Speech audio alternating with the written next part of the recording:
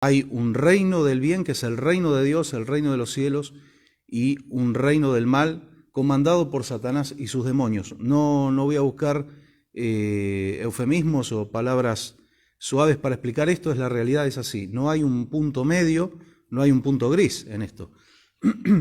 Y vemos algunas cosas y podemos entender por qué Dios a su pueblo, que en el Antiguo Testamento, antes de la muerte y resurrección de Jesucristo, era el pueblo de Israel, por qué Dios le prohíbe terminantemente a su pueblo todas estas prácticas, la adivinación, las consultas a los muertos, porque hay algo que tenemos que entender. Por ejemplo, consultar a los muertos no son los espíritus o las almas de nuestros seres queridos los que se presentan, sino que son demonios que imitan a familiares y que por supuesto conocen la vida privada de los seres humanos, y se abren portales espirituales que generan ataduras en las personas que hacen esas prácticas. Esto no es una opinión religiosa, yo quiero dejar bien en claro esto, es una realidad y son hechos. ¿Cuántos casos de jóvenes que han practicado el juego de la copa, el tablero Ouija, y realmente hubo respuestas del mundo espiritual y después hubo ataduras espirituales, hubo jóvenes, hubo problemas colectivos. En Estados Unidos hubo casos de jóvenes que necesitaron atención espiritual porque quedaron perturbados, algunos hasta con problemas físicos que no podían caminar y demás, después de estas prácticas. No es un juego. Dios se lo prohíbe a su pueblo. Todas estas prácticas, esto no es algo nuevo. Esto viene ya desde los inicios de la humanidad, cuando la gente empieza a darle la espalda a Dios. Esa es la causa raíz de todos los problemas que la humanidad tiene. Y empiezan a buscar solventar su necesidad espiritual inventándose dioses acorde a diferentes necesidades. De ahí que las naciones eran politeístas, o sea, tenían muchos dioses, y había una sola nación que adoraba al único y verdadero Dios, que es el Dios de toda la humanidad. No es el Dios de una religión, es el Dios de toda la humanidad, que es Jehová, nuestro Padre Celestial, ¿no es cierto? Y Él a su pueblo le recomienda, y podemos leer, por ejemplo, el libro de Deuteronomio 18, desde el versículo 9 hasta el 13, donde le recomienda a su pueblo Israel, dice: cuando entres en la tierra que te da el Señor tu Dios, no imites las costumbres abominables de esas naciones. Nadie entre los tuyos deberá sacrificar a su hijo o hija en el fuego, ni practicar adivinación, brujería o hechicería, ni hacer conjuros, servir de médium espiritista o consultar a los muertos. Esto fue escrito hace miles de años.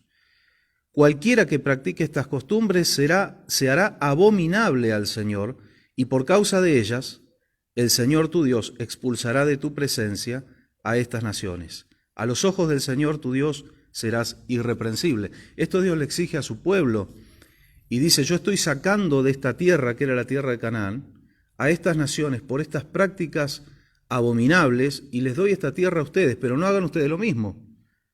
Y esta recomendación no es para un grupo religioso, es para todo ser humano, toda persona que quiera vivir en libertad. Decía el pastor, hablaba de las necesidades, el cuerpo tiene necesidades, hace falta dinero, hace falta pagar cuentas, alimentarnos, vestirnos, cuidar nuestra salud, pero el ser humano se olvida que tiene un alma y tiene un espíritu que también tiene necesidades, y el único que puede llenar esa necesidad, el único que puede traer liberación es Jesucristo, es Dios. El único que tiene poder para vencer todas estas ataduras, estas manifestaciones de las cuales hablabas, Miguel, que son realidad. ¿Por qué de repente una persona de contextura física mediana, hemos visto nosotros casos, una mujer flaquita, dominar a 5, 6 hombres? Y hay policías aquí en la ciudad, como vos nos contabas, que han tenido esa experiencia, saben muy bien cómo una persona puede dominar físicamente, redoblar en fuerza a tanta gente, quizás de contextura física más grande. Hay un caso registrado en el libro de los Hechos, donde había unos exorcistas callejeros que no tenían autoridad de Dios, solamente hacían esto con un fin recaudatorio, nada más, como hay en estos tiempos también, ¿no es cierto? Dice, por ejemplo, en Hechos 19:13, yo sé que algunos tienen Biblia en la casa, lo pueden apuntar o lo pueden ver. Algunos judíos que andaban expulsando espíritus malignos intentaron invocar sobre los endemoniados el nombre del Señor Jesús y decían, en el nombre de Jesús, a quien Pablo predica, Pablo el apóstol, les ordeno que salgan. Y esto lo hacían 7 hijos de un tal Esceva. Eran 7 hombres que hacían este trabajo, entre comillas, porque no tenían autoridad espiritual, de expulsar demonios, supuestamente, hasta que se encontraron con un endemoniado de verdad. Y dice el versículo 15, un día el espíritu maligno les replicó y les dijo, conozco a Jesús y sé quién es Pablo, pero ustedes ¿quiénes son? Y abalanzándose sobre ellos, el hombre que tenía el espíritu maligno los dominó a todos, los maltrató con tanta violencia que huyeron de la casa desnudos y heridos. Un endemoniado, una persona poseída por espíritus demoníacos, pudo físicamente contra 7 hombres. Esto no tiene explicación. A ver, no faltará quien diga no, porque cuando una persona está con un delirio, qué sé yo, y su fuerza se multiplica. No, aquí hay cuestiones espirituales. Físicamente es imposible explicar este tipo de cosas. No sé si Pastor quiere agregar algo. No, está bien. Cuando usted quiera tome la palabra. Lo de las mesas servidas, lo de las ofrendas que se dejan, a veces hay maíz, a veces hay hasta gallinas, animales muertos, sí. Esto también no es algo nuevo. Las sectas o las religiones, llamémosle, que practican estas cosas, pueden con las décadas, los siglos, cambiar de nombre, pero los demonios que actúan son los mismos del principio de la humanidad, es que la humanidad cayó en pecado, ¿no? Pablo lo explica, el apóstol, en su primera carta que le escribe a la iglesia de Corinto, en 1 Corintios, capítulo 10, versículo 19, dice, ¿qué quiero decir con esta comparación? ¿Que el sacrificio que los gentiles ofrecen a los ídolos sea algo o que el ídolo mismo sea algo? No, sino que cuando ellos ofrecen sacrificios, lo hacen para los demonios, no para Dios. Y no quiero que ustedes entren en comunión con los demonios.